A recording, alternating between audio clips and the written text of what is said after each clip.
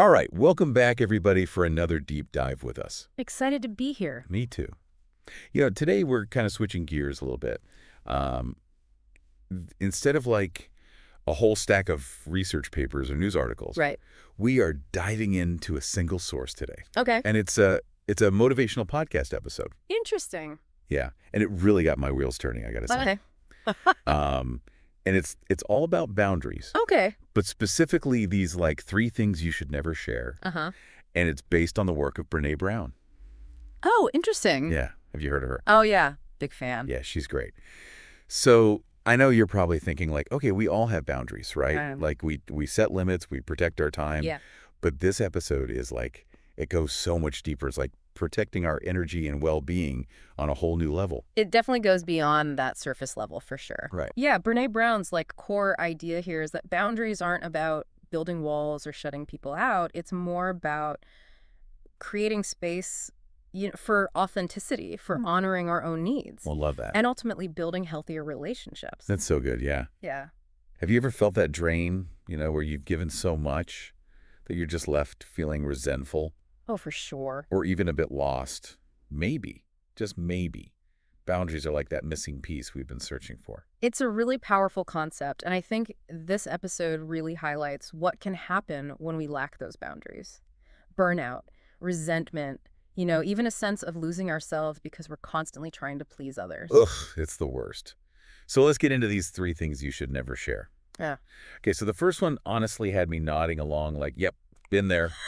It's unprocessed pain. Oh, interesting. Those times when something happens and you just need to vent, even if you haven't fully wrapped your head around it yourself. Yeah. I think we've all been there. We all do it. It's certainly tempting to immediately reach out for support, but it's so interesting why that can actually be harmful sometimes. Yeah. The podcast explained that when we share unprocessed pain, we actually risk burdening others with our emotional baggage before we've had a chance to sort through it ourselves. Totally. It's almost like we're seeking external healing before doing the internal work first. That's such a good point, yeah. And think about it. Have you ever felt worse after venting to someone? Oh, yeah. Like instead of feeling lighter, you're even more weighed down. Totally. Maybe it's because we're just dumping all these emotions, but without any real intention of processing them. You know what I mean? Absolutely. There's a really powerful line in the episode that resonated with me, and they say, when you are dealing with intense emotions, it's essential that you first work on them. It's a good reminder that self-care and reflection are so crucial before we go seeking that support from others. Right. We need to take ownership of our own healing journey first. That totally reframes like the whole idea of venting, right? Totally. Instead of immediately reaching for that outlet, we need to sit with our emotions first. Sure. Which honestly is way harder than it sounds. Oh, absolutely. And it takes practice and it's a process, but Totally. it's about recognizing that seeking support and processing those emotions are 2 separate steps in the process. Yes. Love it. Okay, ready for the second thing we shouldn't share? Hit me. This one might be even more relatable. Uncommunicated expectations. Uh-huh. It's like ordering a pizza but never telling them what toppings you want. Right. Frustration is practically guaranteed. Oh, yeah.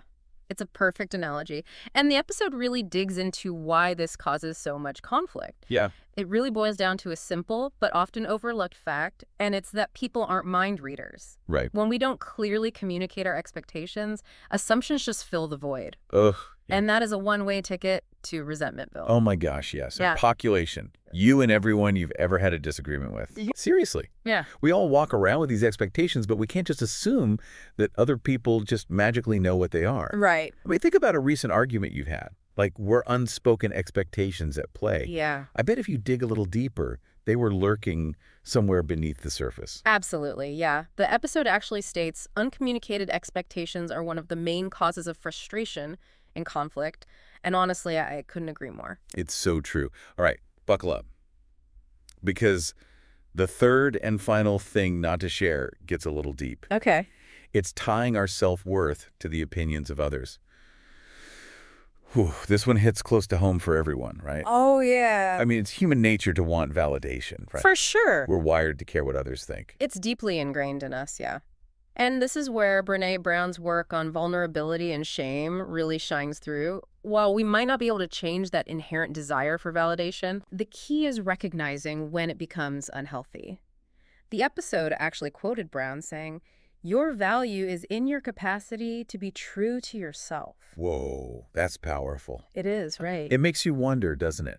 Like, where do we seek that external validation in our own lives? Yeah, Is it coming from a healthy place, or is it holding us back from being our true selves? right. And most importantly, is it actually serving us in the long run? It's definitely a question worth exploring. For sure. Because if we're constantly seeking approval from others, we're essentially giving them the power to define our worth. So we've covered the don'ts, the unprocessed pain, the unspoken expectations, and hitching our self-worth to the opinions of others. Right. But now the big question is, how do we actually implement these boundaries in our lives? Right. How do we move from theory to action? Exactly. That's the million-dollar question, right? Because like knowledge is only powerful when we actually apply it. Totally. But the good news is this podcast episode doesn't just leave us hanging with a bunch of don'ts. Right. They actually give us some practical steps for setting those boundaries, and they're actually pretty simple. Okay, give us the goods. I'm ready to turn this knowledge into action.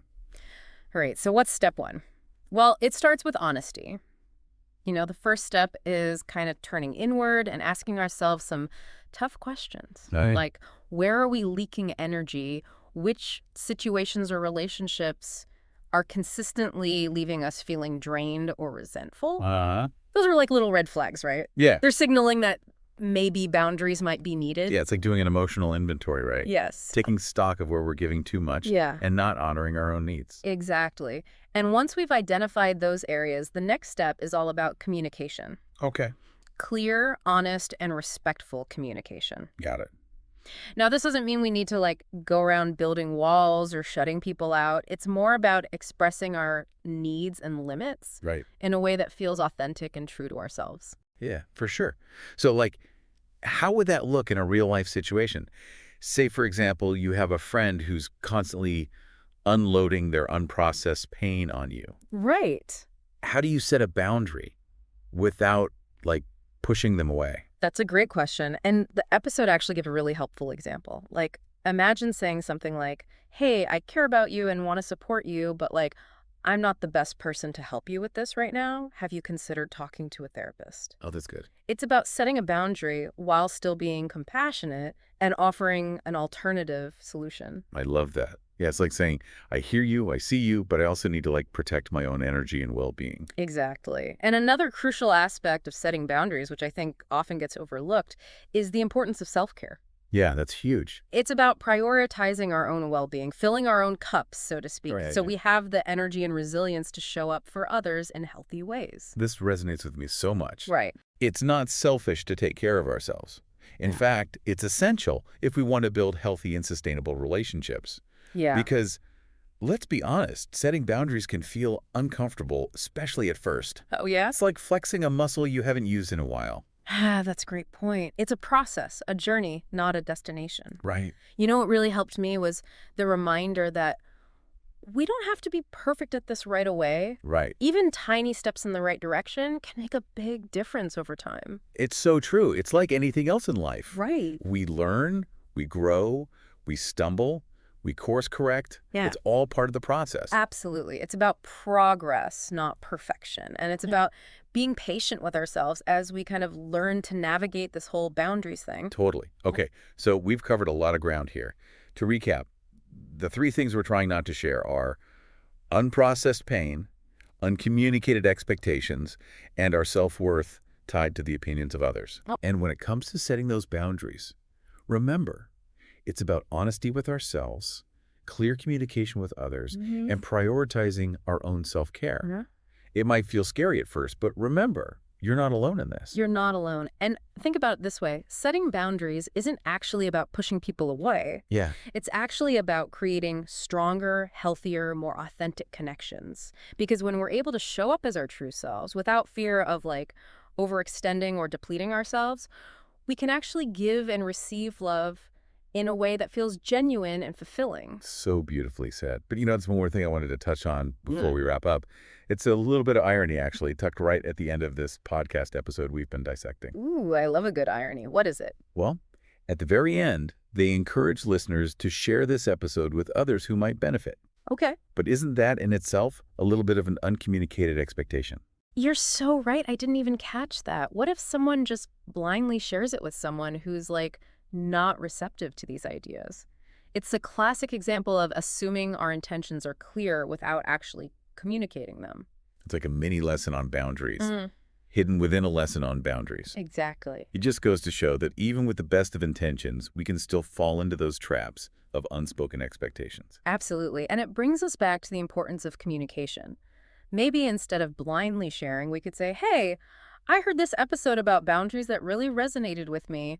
Would you be open to listening to it? Yes, that's setting a boundary and respecting someone else's at the same time. Right. A perfect example of putting these ideas into practice. It's all about finding that balance, isn't it? Totally. Honoring our own needs while also being mindful of the needs of others. And sometimes that means having those tough conversations, For sure. even if it feels a little awkward or uncomfortable at first. Totally.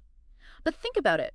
Those conversations are ultimately about building stronger and more authentic relationships. Okay, so before we dive into our final thoughts for you to ponder, I Hmm. wanted to circle back to something we mentioned earlier, Okay. the idea of processing those emotions before sharing them with others. Right. Now, I know this can feel really challenging. Right. After all, we're wired to connect and seek support when we're hurting. Yeah. But I think it's worth exploring why processing those emotions internally is so crucial. It's like the foundation of everything else we've talked about, right? Because if we haven't taken the time to understand our own emotions, to sort through those tangled thoughts and feelings, how can we possibly communicate them clearly to others? Exactly. It's like trying to build a house on a shaky foundation. Right. It's just not going to hold up in the long run. Exactly. And think about it. When we share unprocessed pain, we're essentially asking someone else to do the emotional heavy lifting for us. We're putting them in the position of trying to make sense of something that we haven't even fully grasped ourselves. It's like handing someone a puzzle with half the pieces missing and saying, here, you figure it out. Exactly. And that's not fair to them, and it's not helpful for us in the long run. Because true healing and growth come from doing that internal work, from Yes. facing those difficult emotions head on and learning to understand them. So what does processing those emotions actually look like? Because I think a lot of people hear that and they're like, okay, great, but how do I actually do that? It's a great question, and the answer is going to look different for everyone. All right. But here are a few things that have helped me personally. Journaling, meditation, spending time in nature, talking to a therapist, engaging in creative activities. Yeah. It's about finding what works for you and creating space to sit with those emotions without judgment. Yeah, it's almost like becoming your own emotional detective, right? Yes. Observing those feelings, noticing the thoughts and sensations that come with them, and trying to understand the story they're trying to tell you. Exactly. It's about becoming curious about our inner landscape rather than trying to avoid or suppress it. Because the truth is, those emotions, even the uncomfortable ones, hold valuable information. They're like messengers trying to tell us something important, Yeah. but we can only hear their message if we're willing to listen. And that listening, that willingness to sit with those emotions, that's where the real transformation happens. It's where we gain self-awareness, develop emotional resilience, and ultimately create a stronger foundation for setting those healthy boundaries. So if you're feeling overwhelmed by everything we've discussed today, just remember, start with one small step. Yeah. Maybe it's 5 minutes of journaling or a walk in the park to clear your head. Maybe it's saying no to one extra commitment this week Right. or having an honest conversation with someone you trust. And remember, you're not in this alone. We're all navigating this journey together, one boundary at a time. So true. And sometimes the bravest thing we can do is simply admit, hey, I need a little help with this. Absolutely. Vulnerability is not a weakness. It's the birthplace of courage, connection, and authentic living. And on that note, we'll leave you to ponder that, dear listeners. Yeah. What small step can you take today to honor your own needs and set a healthy boundary? Yeah, it's like we're planting seeds, right? Like Yeah. little by little, those seeds of self-awareness and boundary setting are going to grow into something strong and beautiful. I love that analogy. It's a reminder that it's a journey, not a destination. Totally. And speaking of journeys, I have a thought that kind of builds on what we've been discussing. Okay. It wasn't explicitly mentioned in the episode, but it's something that really struck me as we were unpacking these 3 things not to share. Okay. I'm intrigued. Lay it on me. Well, the episode focused a lot on what not to share. Right. But what if we flip that perspective and asked ourselves, like, what do we want to share?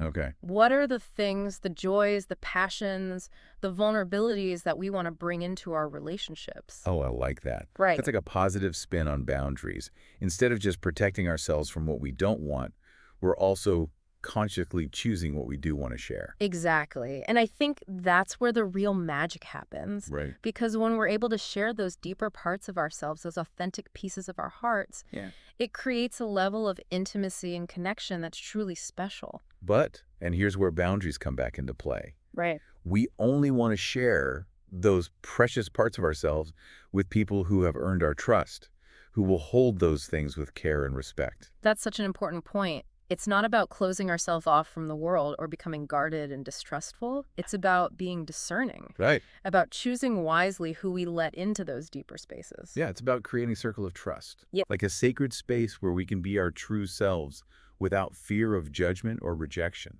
And when we think about it that way, boundaries become less about limitation and more about liberation. Yes, I love that. Because when we feel safe and secure in our relationships, we're free to be our most authentic, vibrant selves. And isn't that what it's all about? Creating a world where we can all show up authentically, connect with each other in meaningful ways, and support each other's growth and evolution. Beautifully said. And I think this idea of conscious sharing, of choosing wisely who we let into our inner circle, really gets to the heart of what Brené Brown is all about: vulnerability, compassion, and connection. Totally, yeah.